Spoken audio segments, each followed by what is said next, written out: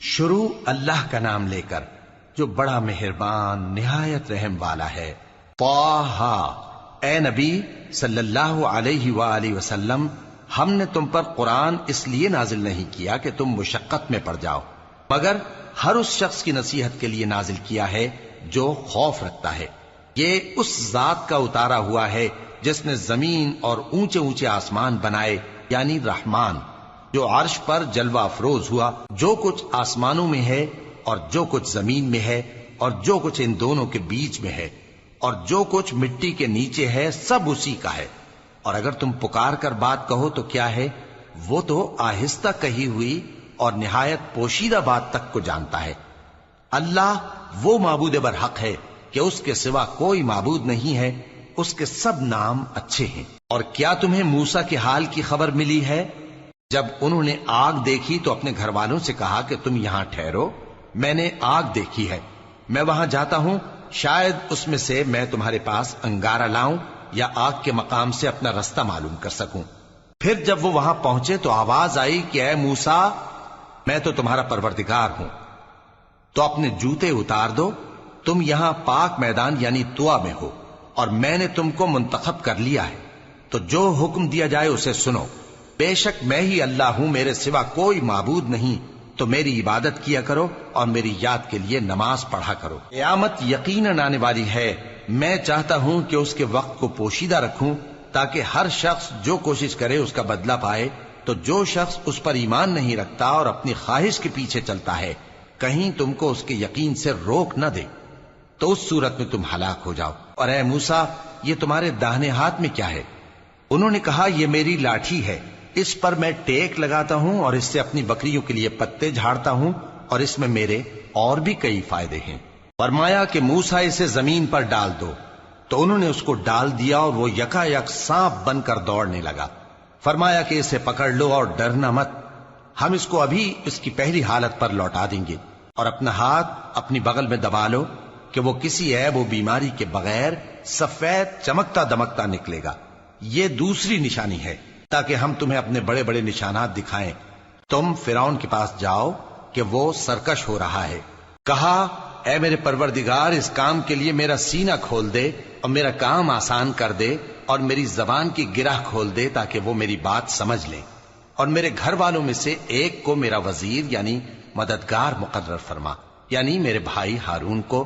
اس سے میری کمر کو مضبوط کر اور اسے میرے کام میں شریک کر، تاکہ ہم تیری بہت سی تسبیح کریں اور تجھے کثرت سے یاد کریں، تو ہم کو ہر حال میں دیکھ رہا ہے۔ فرمایا، موسیٰ، تمہاری دعا قبول کی گئی، اور ہم نے تم پر ایک بار اور بھی احسان کیا تھا جب ہم نے تمہاری والدہ کو الہام کیا تھا جو تمہیں بتایا جاتا ہے۔ وہ یہ تھا کہ اسے یعنی موسیٰ کو صندوق میں رکھو، پھر اس صندوق کو دریا میں ڈال دو، تو دریا اس کو کنارے پر ڈال دے گا، اور میرا اور اس کا دشمن اسے اٹھا لے گا۔ اور موسیٰ، میں نے تم پر اپنی طرف سے محبت ڈال دی، اور اس لیے کہ تم میرے سامنے پرورش پاؤ۔ جب تمہاری بہن وہاں فرعون کے ہاں گئی اور کہنے لگی کہ میں تمہیں اس کا پتہ دوں جو اس کو پالے پوسے، تو اس طریق سے ہم نے تم کو تمہاری ماں کے پاس پہنچا دیا تاکہ ان کی آنکھیں ٹھنڈی ہوں اور وہ رنج نہ کریں۔ اور تم نے ایک شخص کو مار ڈالا تھا تو ہم نے تم کو غم سے نجات دی، اور ہم نے تمہاری کئی بار آزمائش کی، پھر تم کئی سال اہل مدین میں ٹھہرے رہے۔ پھر اے موسیٰ، تم ایک اندازے پر آ پہنچے اور میں نے تم کو اپنے کام کے لیے بنایا ہے، تو تم اور تمہارا بھائی دونوں ہماری نشانیاں لے کر جاؤ اور میری یاد میں سستی نہ کرنا۔ دونوں فرعون کے پاس جاؤ کہ وہ سرکش ہو رہا ہے، اور اس سے نرمی سے بات کرنا، شاید وہ غور کرے یا ڈر جائے۔ دونوں کہنے لگے کہ اے ہمارے پروردگار، ہمیں خوف ہے کہ وہ ہم پر زیادتی کرنے لگے یا زیادہ سرکش ہو جائے۔ اللہ نے فرمایا کہ ڈرو مت، میں تمہارے ساتھ ہوں کہ سنتا اور دیکھتا ہوں۔ اچھا، تو اس کے پاس جاؤ اور کہو کہ ہم آپ کے پروردگار کے بھیجے ہوئے ہیں، تو بنی اسرائیل کو ہمارے ساتھ جانے کی اجازت دیجیے اور انہیں عذاب نہ کیجیے۔ ہم آپ کے پاس آپ کے پروردگار کی طرف سے نشانی لے کر آئے ہیں، اور جو ہدایت کی بات مانے اس کو سلامتی ہو۔ ہماری طرف یہ وحی آئی ہے کہ جو جھٹلائے اور منہ پھیرے اس کے لیے عذاب تیار ہے۔ غرض موسیٰ اور ہارون فرعون کے پاس گئے، اس نے کہا کہ موسیٰ، تمہارا پروردگار کون ہے؟ کہا کہ ہمارا پروردگار وہ ہے جس نے ہر چیز کو اس کی شکل و صورت بخشی، پھر راہ دکھائی۔ کہا تو پہلی قوموں کا کیا حال ہوا؟ فرمایا کہ ان کا علم میرے پروردگار کو ہے جو کتاب میں لکھا ہوا ہے۔ میرا پروردگار نہ چوکتا ہے نہ بھولتا ہے۔ وہ وہی تو ہے جس نے تم لوگوں کے لیے زمین کو فرش بنایا اور اس میں تمہارے لیے رستے بنا دیے اور آسمان سے پانی برسایا، پھر اس سے مختلف نباتات پیدا کی کہ خود بھی کھاؤ اور اپنے مویشیوں کو بھی چراؤ۔ بے شک ان باتوں میں عقل والوں کے لیے بہت سی نشانیاں ہیں۔ اسی زمین سے ہم نے تم کو پیدا کیا اور اسی میں ہم تمہیں لوٹائیں گے اور اسی سے ہم تمہیں دوسری دفعہ نکالیں گے۔ اور ہم نے فرعون کو اپنی سب نشانیاں دکھائیں، مگر وہ تکذیب اور انکار ہی کرتا رہا۔ کہنے لگا کہ موسیٰ، کیا تم ہمارے پاس اس لیے آئے ہو کہ اپنے جادو کے زور سے ہمیں ہمارے ملک سے نکال دو؟ تو ہم بھی تمہارے مقابل ایسا ہی جادو لائیں گے، تو ہمارے اور اپنے درمیان ایک وقت مقرر کر لو کہ نہ تو ہم اس کے خلاف کریں اور نہ تم، اور یہ مقابلہ ایک ہموار میدان میں ہوگا۔ موسیٰ نے کہا کہ آپ کے لیے یوم زینت کا وعدہ ہے، اور یہ کہ لوگ اس روز دن چڑھے اکٹھے ہو جائیں۔ تو فرعون لوٹ گیا اور اپنے سامان جمع کر کے پھر آیا۔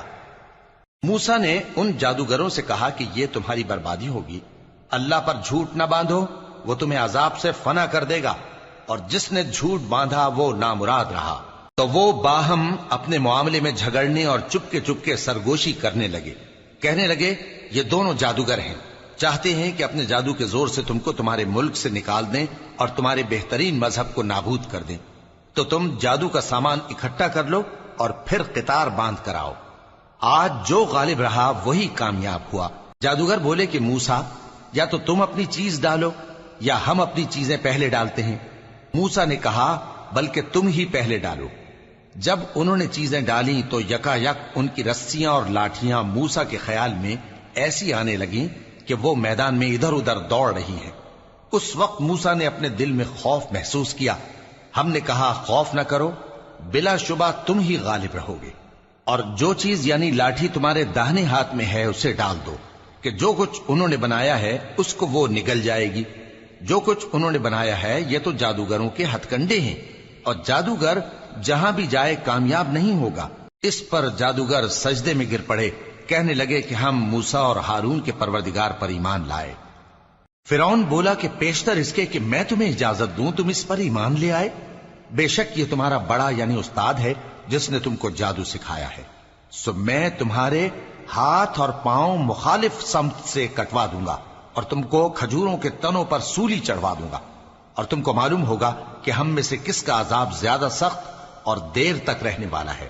انہوں نے کہا کہ جو دلائل ہمارے پاس آ گئے ہیں ان پر اور جس نے ہم کو پیدا کیا ہے اس پر ہم آپ کو ہرگز ترجیح نہیں دیں گے، تو آپ کو جو حکم دینا ہو دے دیجئے، اور آپ جو حکم دے سکتے ہیں وہ صرف اسی دنیا کی زندگی میں دے سکتے ہیں۔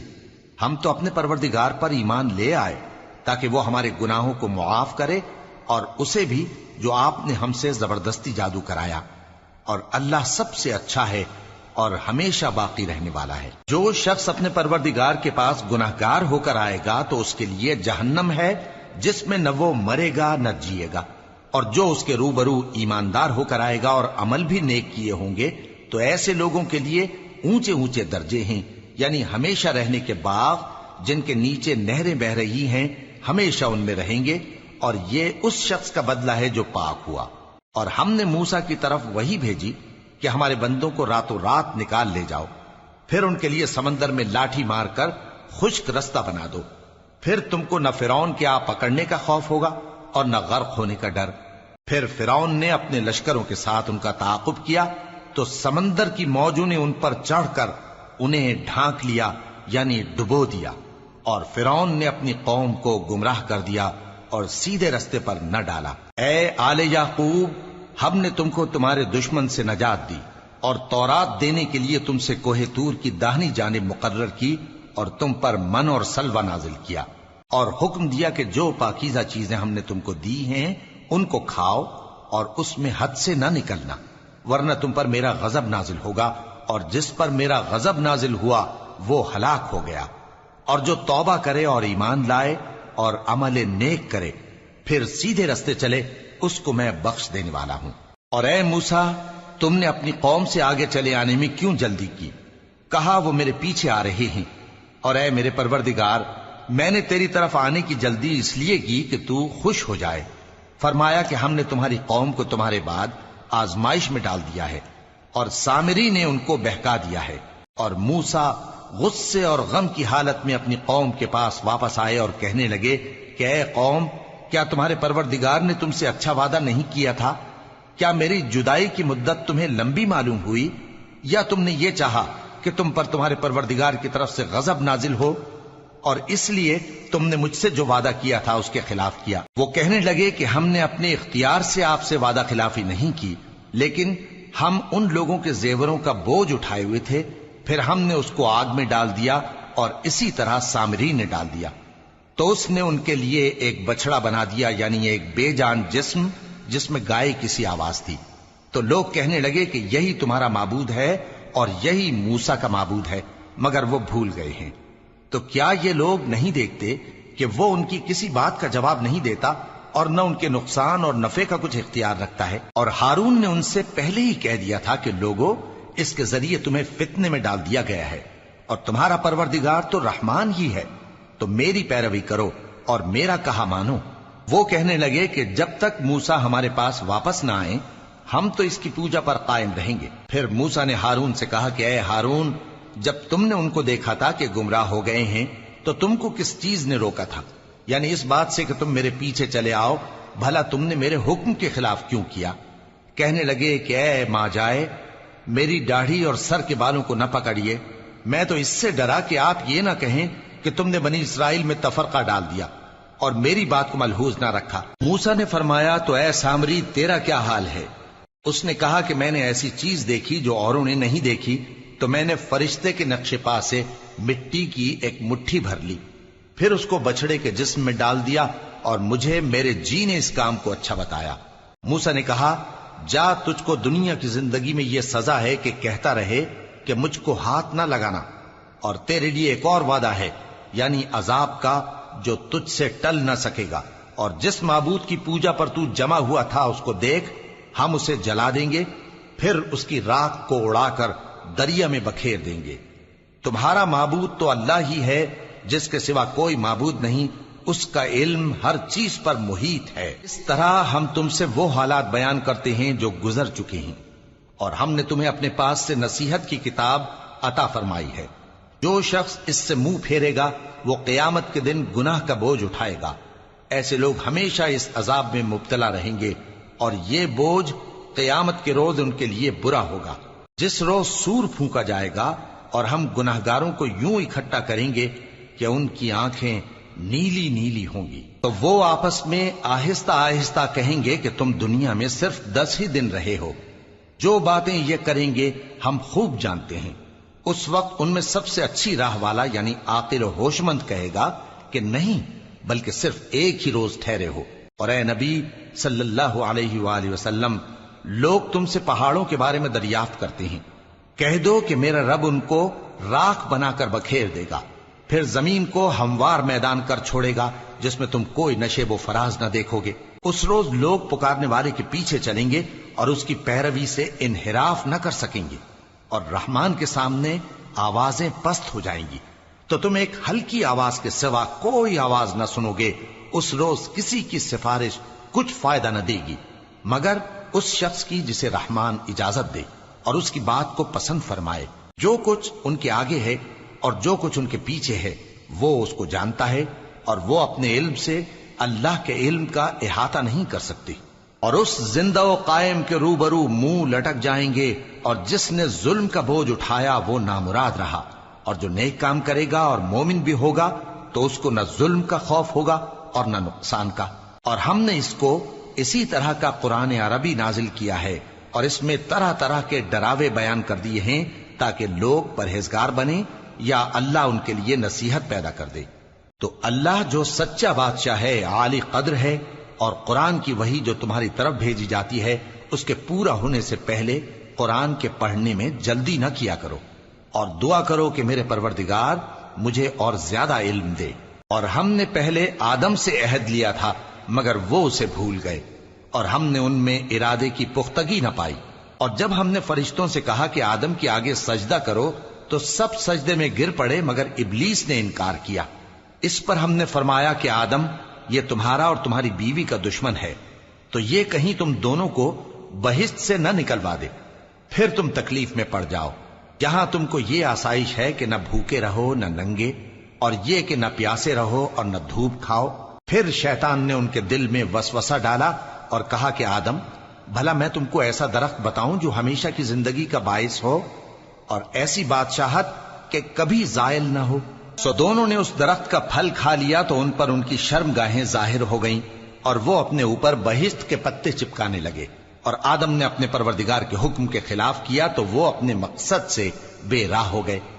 پھر ان کے پروردگار نے ان کو نوازا تو ان پر مہربانی سے توجہ فرمائی اور سیدھی راہ بتائی۔ فرمایا کہ تم دونوں یہاں سے نیچے اتر جاؤ، تم میں بعض کے دشمن ہوں گے، پھر اگر میری طرف سے تمہارے پاس ہدایت آئے تو جو شخص میری ہدایت کی پیروی کرے گا وہ نہ گمراہ ہوگا اور نہ تکلیف میں پڑے گا، اور جو میری نصیحت سے منہ پھیرے گا اس کی زندگی تنگ ہو جائے گی، اور قیامت کو ہم اسے اندھا کر کے اٹھائیں گے۔ وہ کہے گا کہ میرے پروردگار، تو نے مجھے اندھا کر کے کیوں اٹھایا؟ میں تو دیکھتا بھالتا تھا۔ اللہ فرمائے گا کہ ایسا ہی چاہیے تھا، تیرے پاس ہماری آیتیں آئیں تو تو نے ان کو بھلا دیا، اسی طرح آج ہم تجھ کو بھلا دیں گے۔ اور جو شخص حد سے نکل جائے اور اپنے پروردگار کی آیتوں پر ایمان نہ لائے، ہم اس کو ایسا ہی بدلہ دیتے ہیں، اور آخرت کا عذاب بہت سخت اور ہمیشہ باقی رہنے والا ہے۔ تو کیا یہ بات ان لوگوں کے لیے موجب ہدایت نہ ہوئی کہ ہم ان سے پہلے بہت سے فرقوں کو ہلاک کر چکے ہیں جن کے رہنے کے مقامات میں یہ چلتے پھرتے ہیں؟ عقل والوں کے لیے اس میں بہت سی نشانیاں ہیں۔ اور اگر ایک بات تمہارے پروردگار کی طرف سے پہلے صادر اور جزائے اعمال کے لیے ایک میعاد مقرر نہ ہو چکی ہوتی تو نزول عذاب لازم ہو جاتا۔ پس جو کچھ یہ بکواس کرتے ہیں اس پر صبر کرو، اور سورج کے نکلنے سے پہلے اور اس کے غروب ہونے سے پہلے اپنے پروردگار کی تسبیح و تحمید کیا کرو، اور رات کی کچھ گھڑیوں میں بھی اس کی تسبیح کیا کرو، اور دن کے مختلف اوقات یعنی دوپہر کے وقت بھی، تاکہ تم خوش ہو جاؤ۔ اور کئی طرح کے لوگوں کو جو ہم نے دنیا کی زندگی میں آرائش کی چیزوں سے نوازا ہے تاکہ ان کی آزمائش کریں، ان پر نگاہ نہ کرنا، اور تمہارے پروردگار کی عطا فرمائی ہوئی روزی بہت بہتر اور باقی رہنے والی ہے۔ اور اپنے گھر والوں کو نماز کا حکم کرو اور اس پر قائم رہو۔ ہم تم سے روزی کے خواستگار نہیں، بلکہ تمہیں ہم روزی دیتے ہیں، اور نیک انجام اہل تقوی کا ہے۔ اور کہتے ہیں کہ یہ پیغمبر اپنے پروردگار کی طرف سے ہمارے پاس کوئی نشانی کیوں نہیں لائے؟ کیا ان کے پاس پہلی کتابوں کی نشانی نہیں آئی؟ اور اگر ہم ان کو پیغمبر کے بھیجنے سے پیشتر کسی عذاب سے ہلاک کر دیتے تو یہ کہتے کہ اے ہمارے پروردگار، تو نے ہماری طرف کوئی پیغمبر کیوں نہ بھیجا کہ ہم ذلیل اور رسوا ہونے سے پہلے تیرے احکام کی پیروی کرتے۔ کہہ دو کہ سب نتائج اعمال کے منتظر ہیں، سو تم بھی منتظر رہو، ان قریب تم کو معلوم ہو جائے گا کہ دین کے سیدھے رستے پر چلنے والے کون ہیں اور جنت کی طرف راہ پانے والے کون ہیں۔ ہم